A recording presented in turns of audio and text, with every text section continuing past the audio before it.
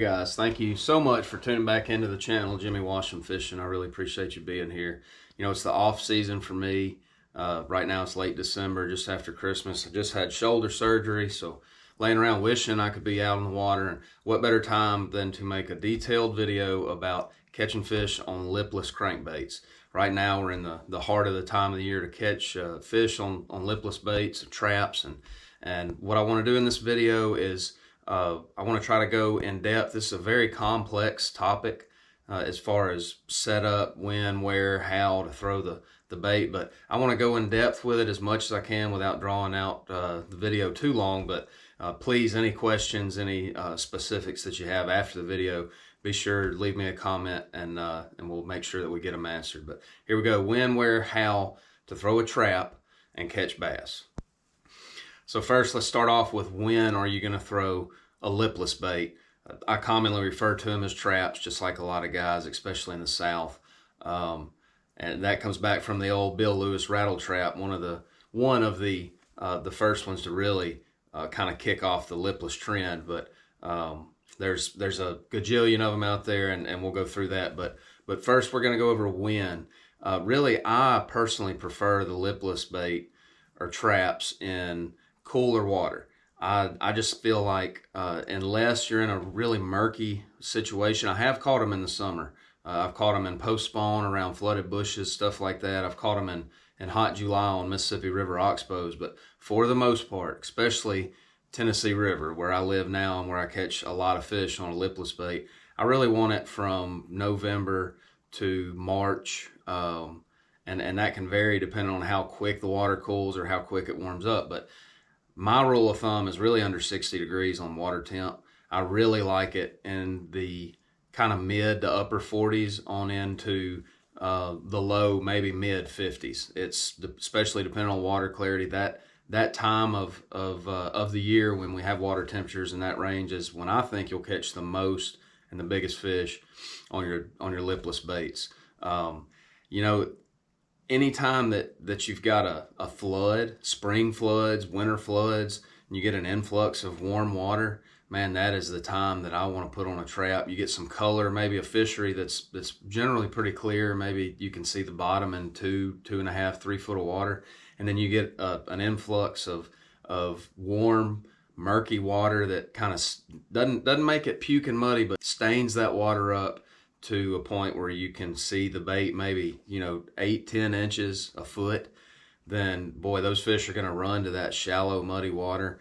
That's the time, especially January, February, March. That's the time to put on that crawfish imitating trap and get to work. Another great time to throw the trap is in the fall, or we'll say early winter, when you have grass and you get a real the first real cool spell, or we'll say cold spell, in the fall when that water crashes below 60. Say you have a few nights of freezing weather and you have kind of a grass die-off or a dormancy in the grass growth, then those fish are really going to push to that grass cover. If you can find healthy grass during that time on a flat, generally it's going to be somewhere in an area that's a little bit protected by the current, where that grass, that wintertime grass, is going to stay the greenest the longest. And if you can find a place with deep water access nearby with some good lush green grass, when you get that good cool down from winter coming on, then that's another great time to throw the trap in grass. Rip it out of it, pull it over it. You're going to be around fish and they're going to bite a trap that time of the year. Another time that is great for trapping, maybe doesn't apply to the winter season, but I've seen it shine around schooling fish, believe it or not. We think of topwaters, flukes, stuff like that, but sometimes a trap, especially on a lake that has more of a greenish watercolor or kind of a stain to murky watercolor, then those fish will sure eat a trap sometimes when they're schooling. And another time, like I mentioned before, is catching them around flooded cover. It's a bait that, depending on what type of bait you choose, can really make a lot of noise and has great drawing power throughout the water column. Not just from up and down, but from side to side. There's a fish that's 5 or 6 foot into a flooded bush, And the only way you can really reach him is to flip some type of heavy cover bait over in there, or you can draw him out with that trap or something, some kind of bait that makes noise, and that fish can know it's there and pull out of that cover to eat it. So that's another great time to throw a trap. Let's move on to where. I hinted on it a little bit about wintertime grass, but the most common and productive area to throw your lipless crankbaits is going to be around grass. But that's by no means, if you don't commonly fish around submerged vegetation, please don't hit the stop button on this video, because we're going to go into other places that you can catch them.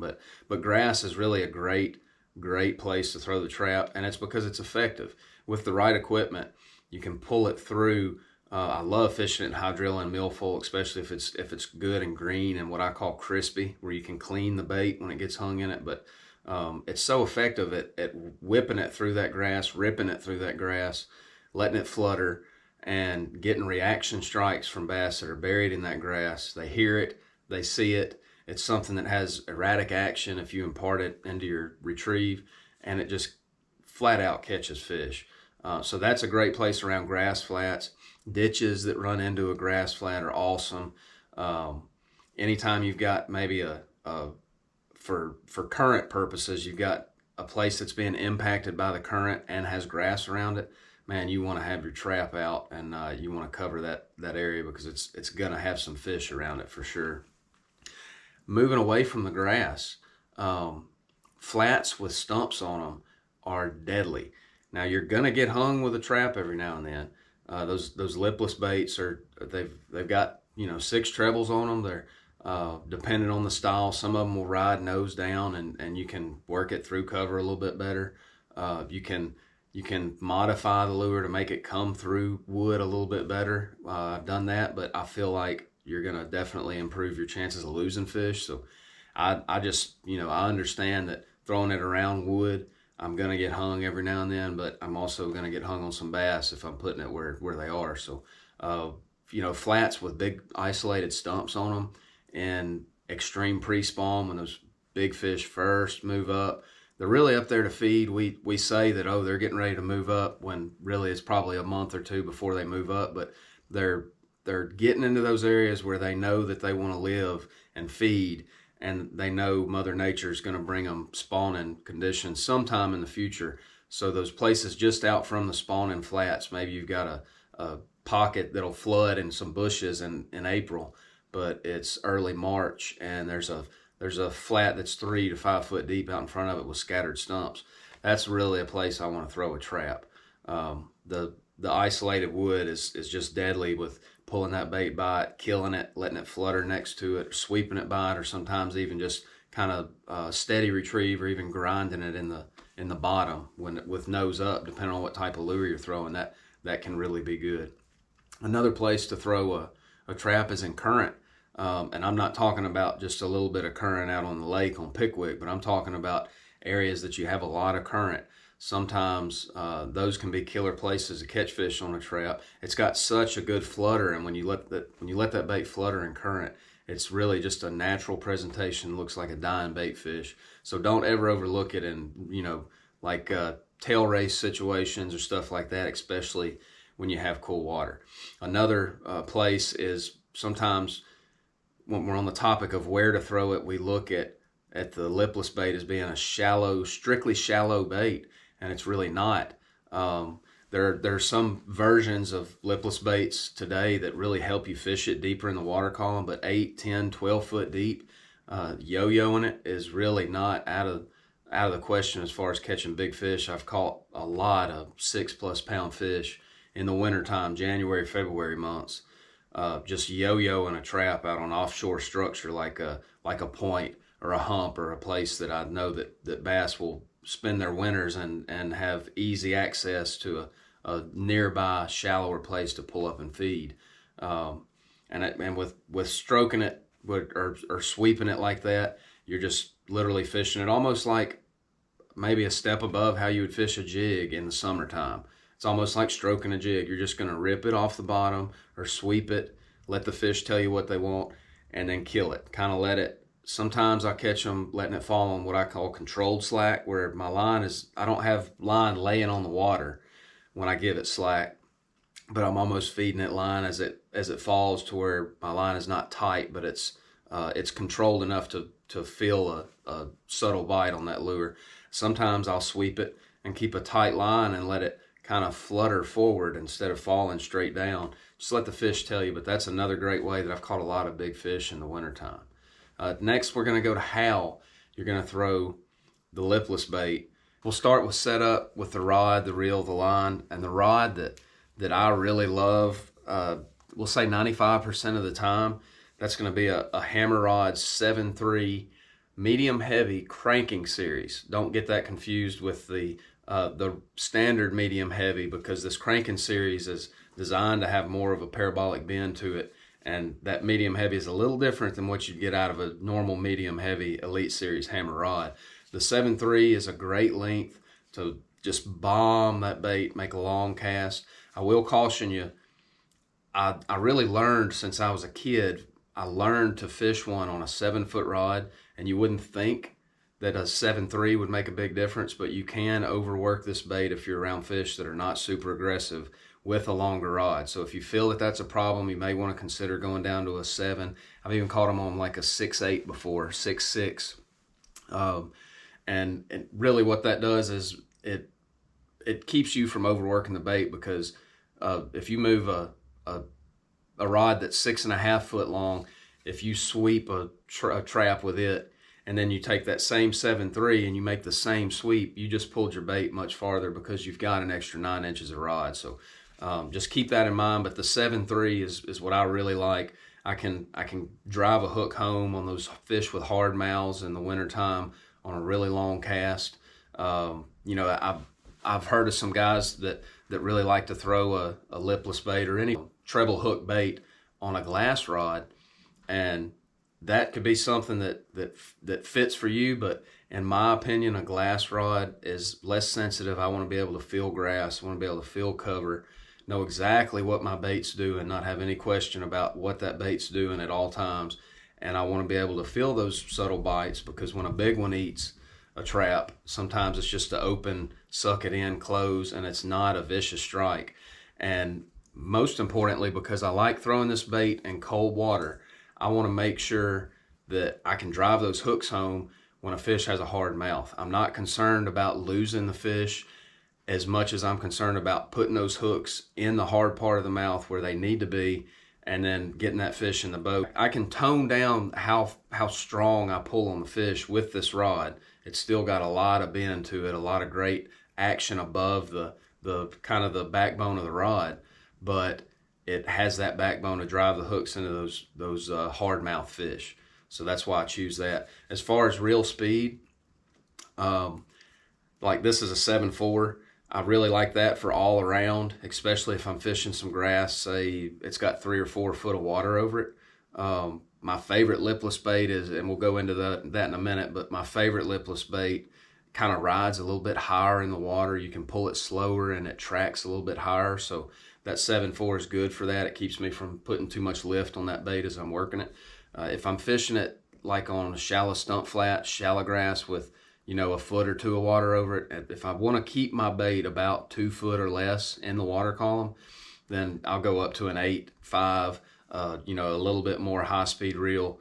And that way I'm not just killing myself to keep the bait off the bottom or out of the grass and keeping it from getting bogged down. You're just more effective that way. I really don't ever want to go under a 7.4. You know, you go down into the 6s or like a cranking rod, then I think, in my opinion, the way I work a bait is I'm going to work it with the rod more so than the reel.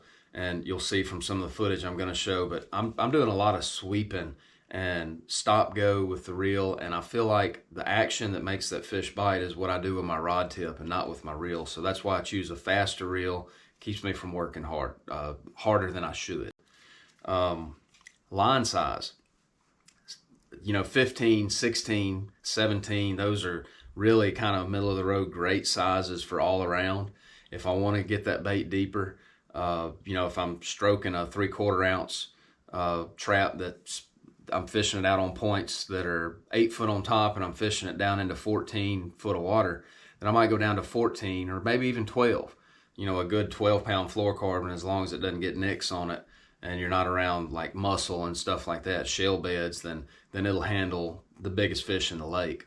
But 14 is good for that. It's going to cut the water and help you keep that bait down, keep it closer to the bottom, and let you work it a little bit quicker if that's what you need for that particular situation. If you're fishing some crazy thick grass, some really dense eelgrass or really stout hydrilla, or you just need to give the bait more lift, then go up to 20. 20 is a great size. That bait, depending on the bait style that you're throwing, it's still going to have enough of that trap style chatter and shape to it normally, and it's going to slow the fall. It's going to give the bait more lift. But somewhere in the middle of the road, 15, 16 pound test is what I generally choose to throw in fluorocarbon.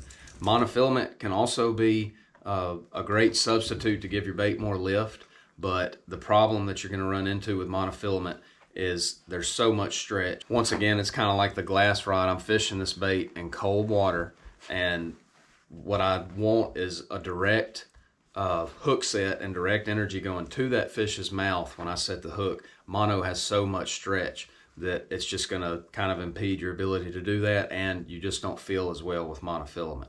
In really thick grass situations, I have thrown it on braid. Man, you can feel so great with throwing the Lipless on braid, but what you're going to run into with that is you're definitely going to limit, you're going to reduce the number of bites that you're going to get, in my opinion. But if you're around 8-pound fish and 5-foot hydrilla stalks down in Florida and they're eating the trap, then you better be throwing it on braid, so that when you hook up with that big fish, you can make him come out of that grass instead of just hoping that you can get to him when he buries you up. So fluorocarbon just won't suffice for that super, super thick grass. And Florida's not the only place you may run into that, but I wouldn't get in the habit of always throwing it on braid like I've seen some people do before. It's a confidence booster because you can feel so good with it, but 100%, this is a technique that I think line can really matter on, line size, line style, and you're going to reduce the number of bites that you're going to get on braid in most situations. Now we'll talk about the action that we're going to put on a lipless bait and how you're going to make those fish bite it. I would say that I catch most of my fish on more of a stop and go, or what I call sometimes a sweep of the bait. And really what I'm going for when I feel like I get a lot of my bites is that bait kind of pulses or rips, and you feel that of vibration. And then just as that kind of subsides, as you get to the end of a sweep with your rod tip, then that bait starts to flutter and it starts tracking slower. It slows down on its vibration and starts to fall and then nose down. And that's really when I get a lot of bites. So I try to put as much of that action into a retrieve as I can. And that's just by making long casts, getting tight line, getting that bait coming to me, and then just sweeping it with a rod. Be careful not to sweep too far, because when you get your bite, your rod tip needs to be in a location where you can drive home a hook set. You don't have to keep your rod tip forward, but I try not to go any more than, let's say, 90 degrees from the direction that my line and my lure is, so that I still have enough drive into that hook set without getting back here where I lose all my strength to be able to set the hook on the fish. But when I finish that sweep about 90 degrees, I have really good feel with where the rod tip is, and I just think that's what those fish normally like as far as making that bait kind of rip and then flutter. Sometimes around grass, you're just going to have a steady retrieve. I've seen that, especially in the wintertime. I don't know if it's maybe just they like to track it and they don't need a lot of erratic action out of it when the water's real cold, but just a steady retrieve every now and then, maybe slow it enough to where you just feel the grass and then kind of pick it up. But just a steady retrieve, sometimes they're going to bite it that way. In real shallow water, especially around stump flats, a technique I like to use is I'm making a long cast, I'm holding that rod up, and I'm burning that bait just out of necessity to keep it off the bottom. But I don't want to just burn it all the way back to the boat without imparting any action to it. So rather than stopping the reel, because once you stop the reel in that real shallow water, your bait's going to bog up in the mud, and sometimes it's hard to clean and you waste the cast. So I want to give it just a little bit of a pulse or a stop, just to make that action change just for a second. So what I'm doing is I'm burning it, and I'm actually dipping my rod tip about, I don't know, 5 or 8 inches. So this would be easier to do if my arm wasn't in a sling, but I'm burning. I've got the rod lifted up so that I have a high rod tip. I'm burning it, and as I'm burning it, I'm just going to feed my rod tip toward the bait. Just feed the rod tip, 5, 8 inches. I'm dropping the rod tip as I'm reeling. I never stop reeling. What that does is it feeds line to your lure, and it just gives it a little bit of a hesitation as it's burning, and that's when you're going to get a lot of those bites and those pre-spawn situations where those fish want to get shallow, looking for that warmest water in the lake.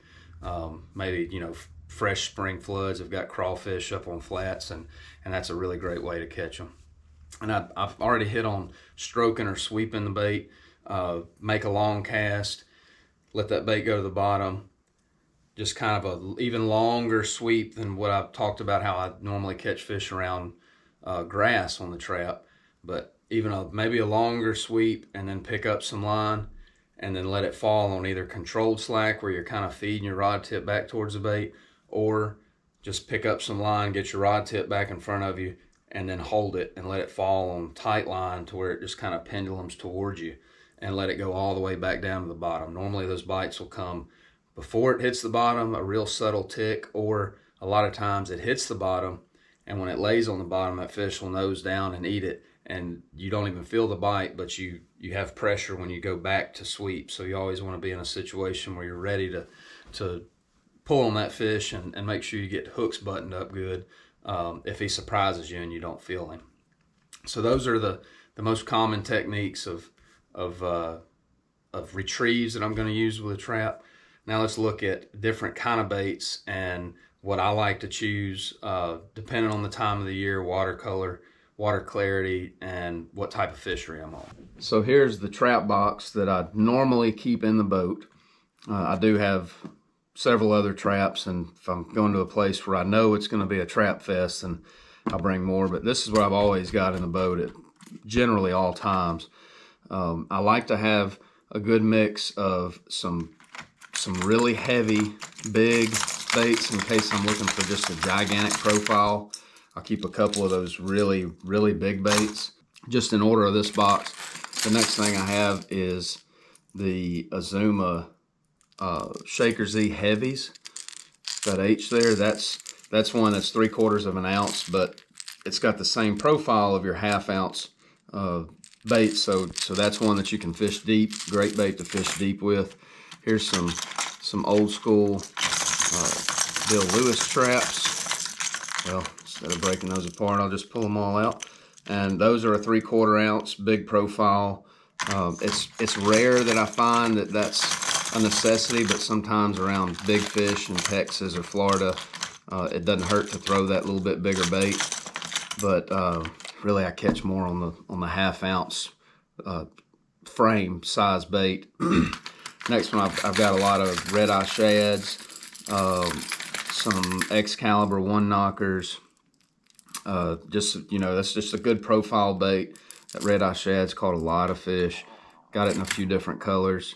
And then I have the Azuma Shaker Z and the Knock Knock. Now that's a low guttural type sound. You can hear that out of the Knock Knock. When I really like to throw a knocker style bait from the Excalibur one knock, this is my favorite, is the Azuma Knock Knock. There's a bunch of those one knocker style baits. I like to throw them. I'll always experiment with them. I never write them off, but I really like them when it's cloudy. And I don't know why, I just catch a lot of fish on that one knocker style bait when it's cloudy, as opposed to like high sun or partly cloudy. Next in the box, I have several different brands of a crawfish style bait. I'm bad about putting on, like when I know it's a red trap kind of deal, I'm bad about putting on 4 or 5 different baits and just letting the fish tell me which one they want. The Toyota Series event I won on Gunnersville a couple years back in February, I had 5 rods on the deck with 5 different crawfish style red traps on. Every time I'd get into an area where I expected to get bit, I'd cycle through them. And when I got to the Azuma Shaker Z in that Aztec color, I'm trying to free up and pull out of here. That bait right there, the Z on there for the Shaker Z, every time I got to that bait, I would instantly get bit. And that's what I ended up winning the tournament on. That was a huge difference there in rattling baits. They just wanted that particular bait during that event. I even gave a friend of mine that was staying with me and fishing it as a co-angler, I gave him one of these to just walking out the door the morning before the event started, and he didn't get to practice. I just said, here, throw one of these. I've been getting a few bites in practice. Well, he ended up finishing second in the event, so it definitely made a deal. Made a big deal. But that's the Shaker Z, the Azuma Shaker Z. They're belly weighted, so they've got a unique flutter, and I really love that Aztec color because it's matte, kind of a matte color, and it tones down the flash that you get out of generally a plastic lure. Here are some more, just a different color, different various styles. Red eye shad, that's just your old chartreuse blackback. That's a river catcher. When I mentioned that I'd caught fish around flooded bushes, I've caught them on that color right there. That orange belly really stands out. It's great in muddy water. There's the old Excalibur XR50. That's the one knock. That's a color that I've caught a lot of fish on in the fall at Pickwick, just kind of a citrus shad type color. And here's one that you don't hear a lot about, but you better have a few in your box. And that's this one in particular is the Azuma Shaker Z Mime, but it's a trap, same body style as the Shaker Z, and the rest of them, no rattle. What you're going to get with that is a bait that you can fish through the grass. You can burn it, rip it, get that reaction style strike and flash out of one with, if it's built for flash, or just the red flash out of a red crawfish style bait, but you have no rattle. Those fish on highly pressured fisheries sometimes will eat this when they won't touch one with a rattle. So it's always good to give that a try if you're having trouble getting them to bite the regular style trap. Here's one that we pretty much all know. If you've bass fished before, you've probably owned just a chrome blueback Bill Lewis rattle trap. Sometimes that's good around schooling fish, especially on places with kind of dingier water. Ross Barnett comes to mind. I've seen a lot of fish. I've caught fish on that bait. You can see the teeth marks on that old bait. I've caught some at Ross Barnett on it. Just a staple of a color. Sometimes it's good on high pressure days, that color right there. And the Bill Lewis has always been a fish catcher. I don't catch as many on it now that we've got so many great options, and I've learned about the Azuma line of baits, and I catch so many on it, but I still keep that in the box, and I'll never forget that it can be deadly, at the right time and the right place. There's kind of a push of baits going to super thin and small profile. That's a realist. And some of those baits, I'm learning them. I know they'll definitely catch fish. They come through the grass really great, and there's a lot of them out there on the market. I don't have that's really almost trending towards more like a blade bait, with some characteristics, kind of a mold between a blade bait and a lipless bait. I know a lot of guys are catching fish on those baits, and some others like it. It's hard to get me away from, especially in January, February, and March. It's hard to get me away from that Shaker Z Aztec. I've caught so many fish on it, made so much money on it, that's one of the reasons there.